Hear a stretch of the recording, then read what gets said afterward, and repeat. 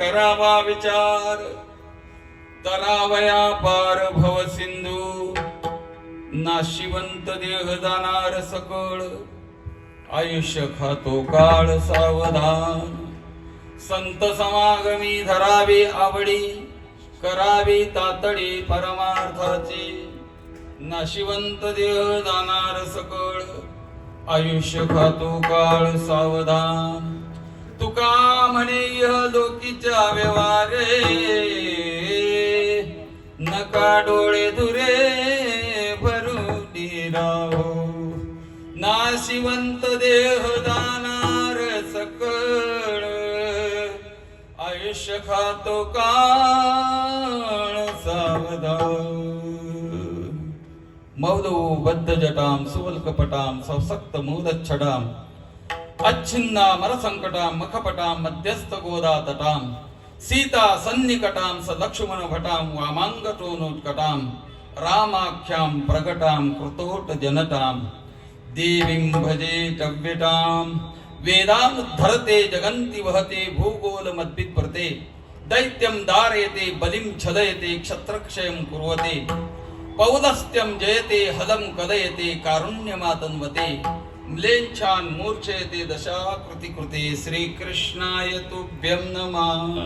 पांडुरंगा करू प्रथम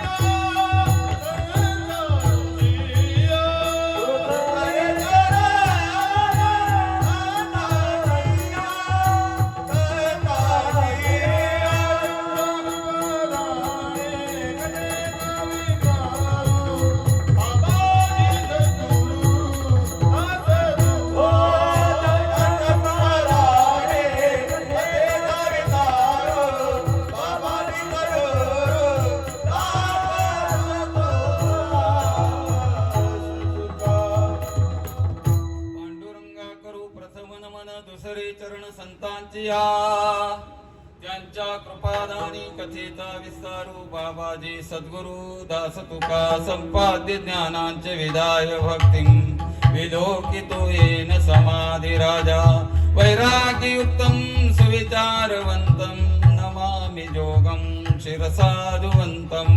नमो सद्गुरु तुकया ज्ञानदीपा, नमो सद्गुरु सच्चिदानंद रूपा, नमो सद्गुरु भक्त कल्याण मूर्ती, नमो सद्गुरु भास्करा पूर्ण कीर्ती. सेवे लागी सेवक दादो, सेवे लागी सेवक दादो,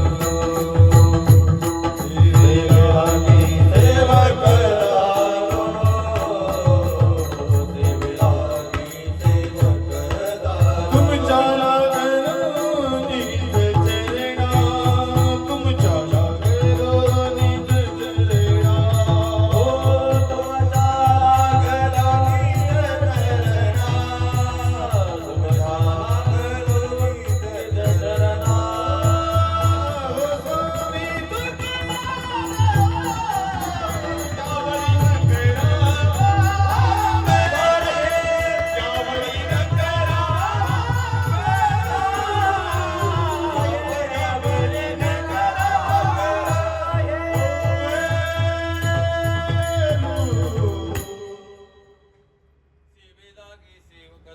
तुमच्या लागलो निज चरणा.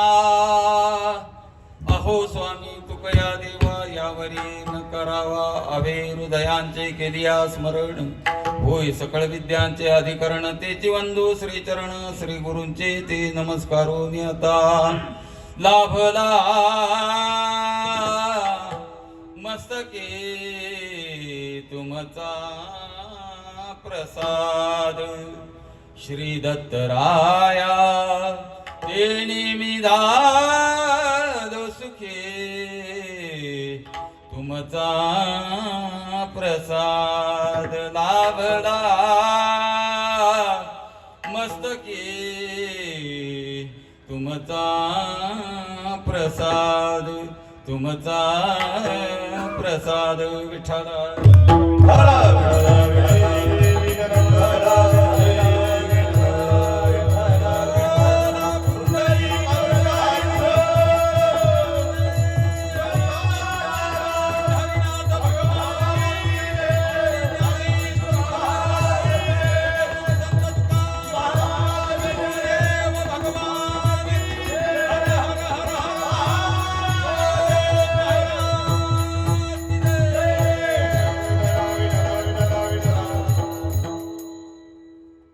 क्षणोक्षणियाची करावा विचार, तरावया पार भव सिंधू.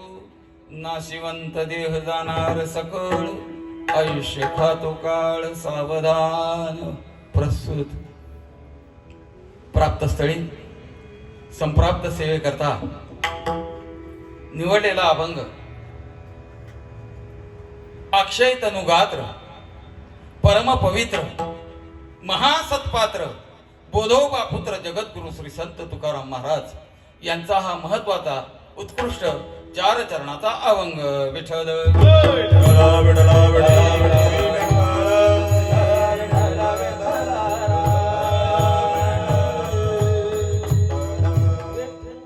या अभंगाद्वारे श्री संत जगद्गुरु तुकाराम महाराज तुकोबाराय विचाराची जागृती देतात. विठ्ठल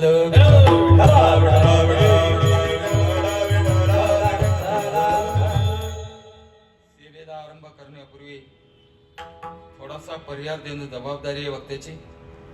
प्रथम पुण्यस्मरण वैकुंठवासी उमेश विठ्ठल भोईर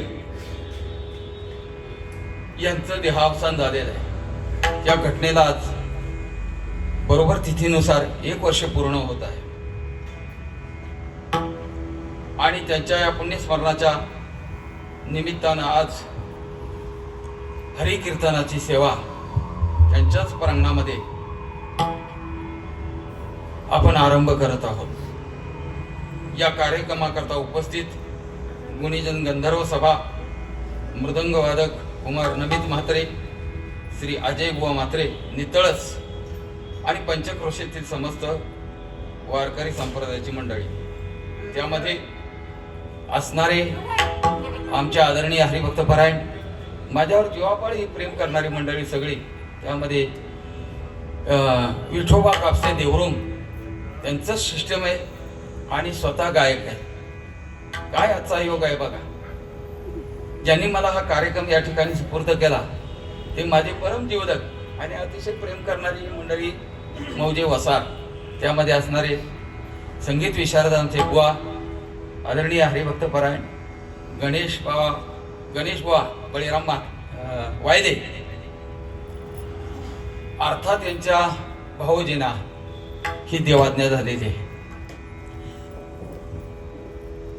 त्यांच्या जाण्याने या परिवारावर अतोनात दुःखाचा डोंगर कोसळलेला आहे. त्यामध्ये असणारी त्यांची गंगा भागेतील लक्ष्मी उमेश भोईर पत्नी, काय या मातेला दुःख असेल विचार करा. त्यानंतर श्री विठ्ठल कृष्णा भोईर वडील, त्यानंतर कुणाल उमेश भोईर मुलगी, मृणाल उमेश भोईर मुलगी, कुमार प्रियांशी उमेश भोईर मुलगी, त्यानंतर कुमार महेश विठ्ठल भोईर भाऊ आणि कुमार राकेश विठ्ठल भोईर भाऊ, असा हा सदन परिवार कृष्णकुंज बालाजी मोटर समोर मुक्काम पिंपळगर टाटा शोरूम जवळ भिवंडी बायपास या ठिकाणी आपण सगळे यांना भावपूर्ण श्रद्धांजली देण्याकरता आपण सगळे उपस्थित झालो आहोत. सज्जन हो, आता इथे ही मंडळी जवळ 4 इकडून 3 7 जण आहेत, पण 70 भारी आहेत. विठ्ठल विठ्ठल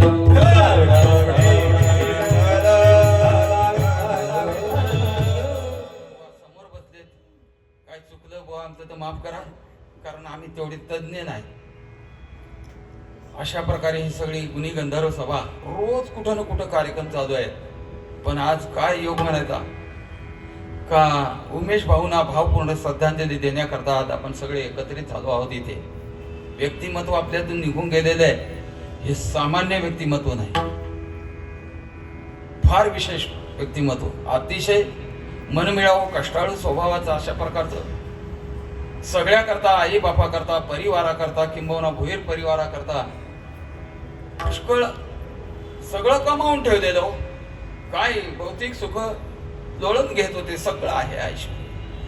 हा आनंद उपभोगण्याचा वेळ, टाईम, आणि उमेश भाऊचं या लोकातून गमन झालं. मायबाप त्यांच्या एकट्याच्या दानानं तिकडला वसार परिवार आणि इकडला भुईर परिवार, हे सगळे वायदे परिवार अतिशय भयंकर यांच्यावर दुःखाचा डोंगर कोसळलेला आहे. मी प्रभू परमात्म्याला चरणाजवळ विनंती करेन, यांना सर्वांना दुःख सहन करण्याची शक्ती दे आणि आमच्या उमेश भाऊला तुझ्या चरणाजवळ वास दे, एवढी प्रार्थना करू शकतो. विठ्ठल.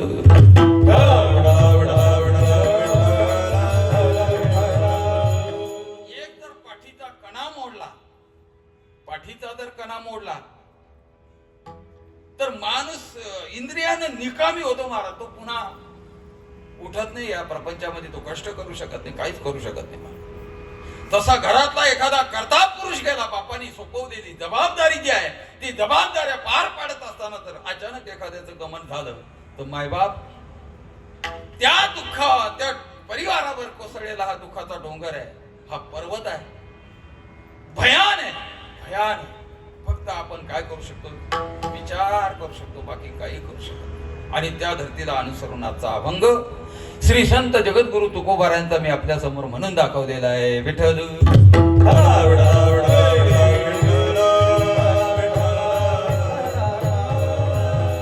मराठी मनावर आधी राज्य करणारा जगविख्यात पटू, इंद्रायणीच्या काठावर उठलेलं भक्तीचं वादळ, मानवतेचा महान नंदादीप, भागवत रूपी वृक्षाला लागलेलं गोंडस फळ आणि प्रगल्भ बुद्धिवंतांच्या बुद्धीला न उलगडणारं कोड म्हणजे तुकाराम महाराज. ऐका, विश्वकर्मा, विश्व निर्मात्याच्या विशाल राजप्रसादाच्या गवाक्षातून डोकाता निघून पडलेलं हे रत्न म्हणजे तुकोबार आहे. गावात नाही मान, घरात नाही धान, पोटात नाही आन, पण चित्तात समाधान, वैष्णवीर तुकाराम महाराज.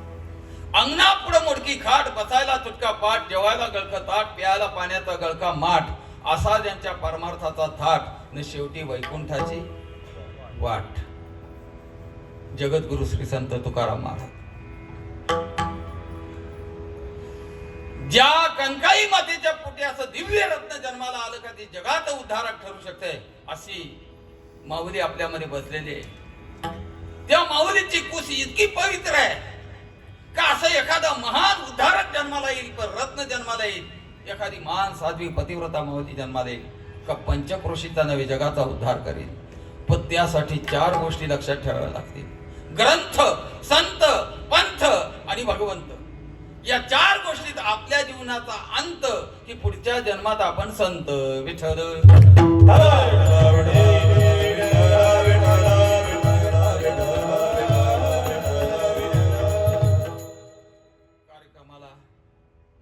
एवढे भरपूर झाले, त्यातले चातक लागतात.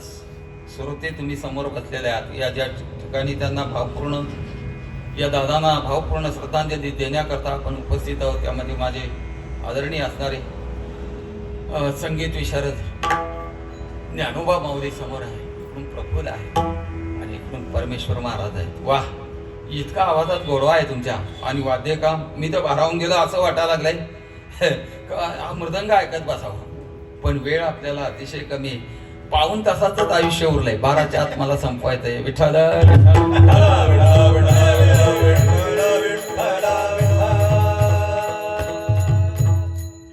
गोष्टीचं कार्य जे आहे ना, वेळेवर सुरू झालं म्हणजे पुढं टाइम वाढवायची काही आवश्यकता नाही पडत. आता बुवांचा अतिशय प्रेम, माझे जुने संबंध आहेत तो सर्वांचे, अतिशय. आज जवळजवळ 30 वर्ष झाली असतील या घटनेला. भयंकर. अचानक ही प्रेमाची मंडळी सगळी भेटल्यानंतर रक्ताच्या नात्यापेक्षा प्रेमाची जी मंडळी आहे, प्रेमाचं जे नातं आहे ते आगळं आणि वेगळं आहे. असू द्या, या ठिकाणी त्यांच्यावर दुःखाचा डोंगर आहे. अतिशय त्यांची असणारी ही लक्ष्मीताई काय करावं आता, पोरकं करून गेले होय. परंतु एक लक्षात घ्या, या ठिकाणी हा मृत्यूलोक आहे आणि या मृत्यूलोकामध्ये जो जो देहधारी, देह घेऊन जन्माला आलेला आहे मनुष्य प्राणी, त्याला एक नाही एक दिवस या लोकातून जाणं आहे. जाणं म्हणजे हा मृत्यूलोक आपल्याला एक नाही एक दिवस खाली करणं आहे. हे अवताराधिक आले त्यांना चुकलं नाही तर आपण तर मग कसफट आहोत.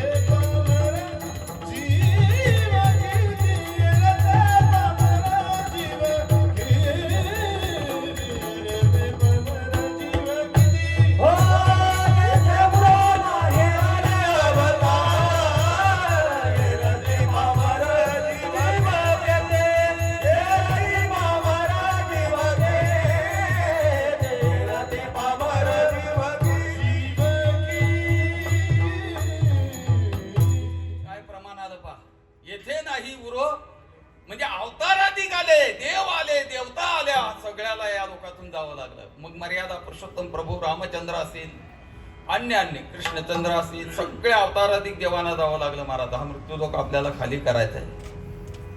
पण अशी मिळकत मिळवून ठेवायची का या लोकातून जाताना हसत हसत निघून जावं. येताना रडत आलोय तर जाताना हसत हसत निघून जावं.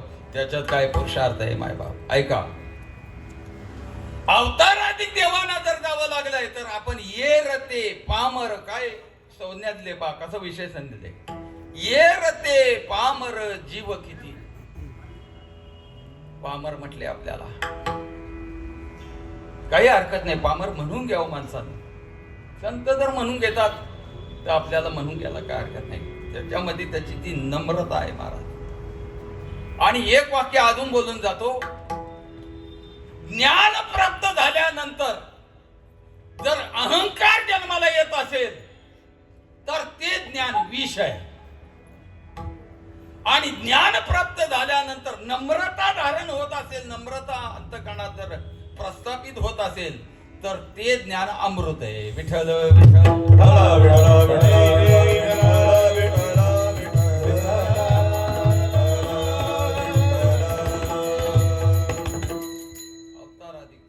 आपण तर समजावा येर ते पामर आहोत. पण गरुडाच्या आईला मरण चुकलं नाही. हा गरुड कोण? भगवान विष्णूचं वाहन. गरुड सामान्य आहे. जो भगवान सृष्टीचे पालन करणारा विष्णू परमात्मा त्याला घेऊन उडतो, त्याची ताकद किती असेल. आणि मरण गरुडाच्या आईला चुकलं नाही. ती गरुडाची आई वयोवृद्ध झालेली न, घरी यम आला, आईला हाक मारली, आई कोण रे बाबा? म्हणले मी यम, उद्या येतो, पिशवी भरून ठेव. असं कोण म्हणला? यम गरुडाच्या आईला. आई थरथर कापायला लागली. कोणाला मरण आवडते सांगा ना मला, बसलेल्यापैकी आपल्याला कोणाला मरण आवडते? नाही कोणाला आवडत. पण काय करणार, गाला घालतोय तो, कधी उचलून नाही काही सांगता येत नाही. गरुडाच्या आई जी होती ती थरथर कापायला लागली. यम निघून गेला आणि संध्याकाळी कामावरून गरुड घरी आला. आई नर्वस झालेली, उदास झालेली. आणि आईला गरुडाने विचारलं, आई अगं आज कोण आलं होतं भेटायला? म्हणले दादा यम आला होता रे. काय म्हणला? म्हणले उद्या येतो, पिशवी भरून ठेव, तयारी करून ठेव. थरथर कापायला लागली. गरुड म्हणला कोण यम? असा म्हणलाय, त्याला माहित नाही. याला गरुड म्हणतात. मी कोण आहे त्याला काय माहितीये? भगवान विष्णूचं वाहन आहे मी. काय त्याची ताकद लागली इथे याची, बस माझ्या पाठीवर. गरुडाने आईला काय सांगितलं? बस माझ्या पाठीवर. न जे उडान भरलं पार गुवाहाटी झाडी डोंगर पर्वत रांगा उल्लंघन करत करत करत करत पार हिमालयाच्या गुफेमध्ये खोल दरीमध्ये कपारीमध्ये गरुडाने आईला ठेवलं आणि सांगितलं, आई फारच सुंदर ठिकाण आहे, इथं कोणी येणार नाही, इथे सगळं चारा पाणी मुबलक सगळ्या प्रकारची हवामान शुद्ध अशा प्रकारचं वातावरण आहे, एसीला काय करताय? अशा प्रकारचं रमणीय स्थळ त्या गुहेमध्ये कपारीमध्ये आईला ठेवल्यानंतर, आई मला कामावर जायला लागेल ग, तू आता निश्चिंत राहायचं, इथं कोणी येणार नाही. गरुड निघून गेला आणि यमहादर कुठे? त्या गुफेत. आई मी आलो, तुला म्हणलं होतो. म्हणले तू इथं पण आदर झाला का? म्हणले हो, मी मुंबईला गेलो होतो पण तुझं मरण मुंबईमध्ये नव्हतं, तुझं मरण इथं होतं, म्हणून मला इथे यावं लागलं. तुझ्या लेकानं लय चांगलं काम केलं बघ, तुझ्या लेकाने असं चांगलं काम केलं का मरण इथं असल्यामुळे मला इथे यावं लागलं का तुला इथं आणून ठेवलं, आयतीच मिळालंय, चल म्हणजे माझ्या बरोबर. उचलली न नेली, बघता काय कोण ही? गरुडाची. मग ये रते पामर जीव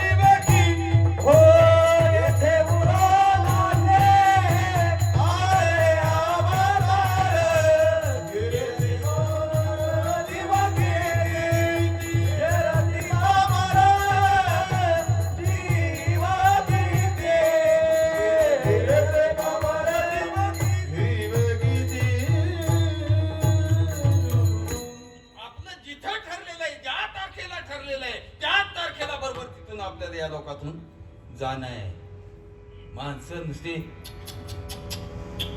अशी करतात, पण ठरलंय ना, ते लिखित आहे ना, का ललाटीचे लिहिले ज्ञानोबराय म्हणतात, न मोडेगा काही केले काळे गोरे धुतले फिटोनीने. हे पहिलंच कन्फर्म आहे, याच्यावर लिहिलेलं आहे, त्याच्यामुळे तसंच घडणार, तेवढ्याच वयात घडणार, त्याच तारखेला त्याच वेळेला त्याच टायमाला घडणार. महाराज याच्यात आपण हस्तक्षेप करू शकत नाही. गावातून 4 धाम यात्रेकरता गाडी निघाली 50 सीटरची. हे लोक जमा झाले, सगळी सोय तिकडं आहे का नाही. तीर्थयात्रे सुखी जाऊ, तीर्थयात्रेला निघालेले 50 सीट पूर्ण भरले गाडीमध्ये, लक्झरी निघाली. सकाळी पूजन केलं गाडीचं, नारळ फोडला आणि गाडी रवाना झाली. गाडी निघाल्यानंतर 15 किलोमीटर 20 किलोमीटर गेली ना, अचानक वादळ जमा झालं. कुठे? आकाशामध्ये वादळ निर्माण झालं. मायबाप, दिवसा अंधार, सगळ्यांची पातावधारण, विजा चमकायला लागलेल्या. 15 वेळेस ती गाडीवर पडणारी वीज, गाडीवर पडणार की माघारी जायची, वीज पडणार की माघारी जायची, पण गाडी पडली नाही. 15 वेळेस माघारी वीज गेली. तो ड्रायव्हर घाबरला, लक्झरीचा साईडला गाडी केली आणि आतमध्ये आला, सगळ्याला हात जोडले. बाबा हो, आपली यात्रा होऊ शकत नाही. बघता का कसं आहे, दिवसा अंधार पडलाय, वीज 15 वेळेस माघारी गेले. मी तर घाबरलोय. ड्रायव्हर म्हणतोय त्याला, आतली बसलेली सीटवर लोक, आता काय करायचं? ड्रायव्हर म्हटला का आपल्या 50 जणांमध्ये कोणीतरी पायाळू बसलेला आहे. गावातल्या लोकाला बरोबर माहित असते कोण पायाळू कोण डोकाळू. एक होता त्यात बजण्या होता, लय पट्टीचा गाणारा नव्हता, पण होता एकच अभंग पाठ होता फक्त, असे जाणाचे देवी. त्याला उठवलं पाय गंगाराम उठ. पाळलोय ना तू निघ. 15 वेळेस वीज माघारी गेले तुझ्यामुळं माघारी गेले तू उतर. म्हणले मी पैसे भरले ड्रायव्हर साहेब असं नका उतरू. मी किती लांब आलोय रात्र आहे भीषण अंधार पडला मला नका उतरू मला न्या ना मला पण न्या मला पण यात्रा हो. तू पहिला उतर. सगळ्या लोकांनी त्याला धरलं आणि उतरत पहिला उतर तुझ्यामुळे आमची यात्रा होऊ शकत नाही. तो उतरला न गाडी 5 किलोमीटर घाटातून निघाली न पुन्हा वीज पडली गाडीवर 49 मेले न पठ्ठ्या वाचला. विठ्ठल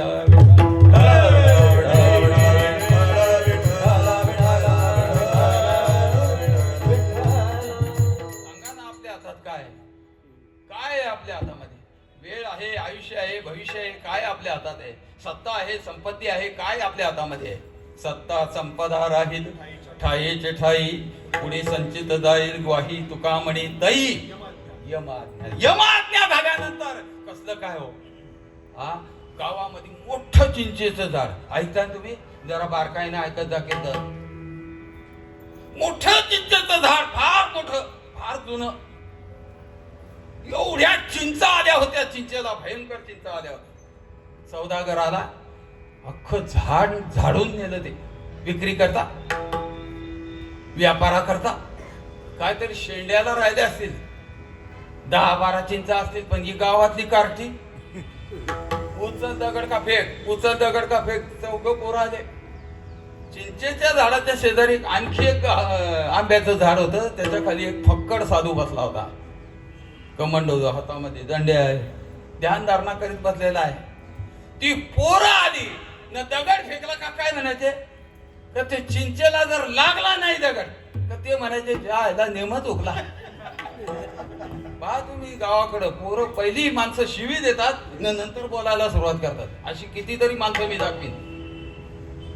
आईला मायला चायला या शिव्या आहेत तोंडात देव कधी तो दगड हुकला का ज्याला नेमच उकला. ते साधू काय ऐकलं त्यांनी ओरडलं पोराने हे बरोबर चिंचा पडता पडता पण आईला काय शिवी देता काय त्याचं चुकीचं.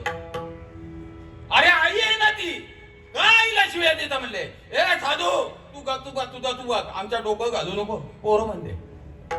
हा जे पोरं बापाचं ऐकत नाही ते साधूचं ऐकते ऐकते. काय वाटते तुम्हाला.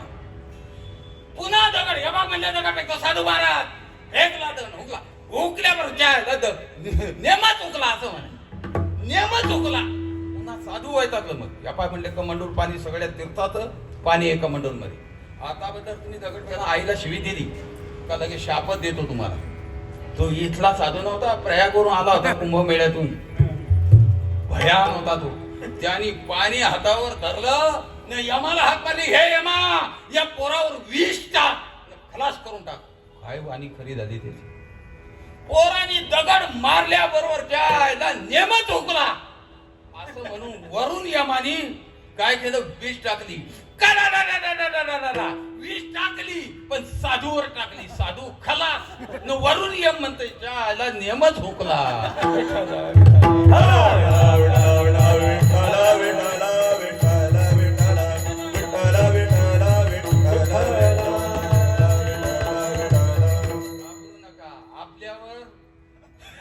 आपला नेम कधी कुठं आपल्याला काय हे अजून पत्ता नाही. दादा गेले काय चेहरा आहे पा हे बघा ना तुम्ही. हे जाण्याचं वय सांगा आपल्या हातात काय म्हणून प्रत्येक क्षणाला विचार करा काय क्षणाची काय राहावा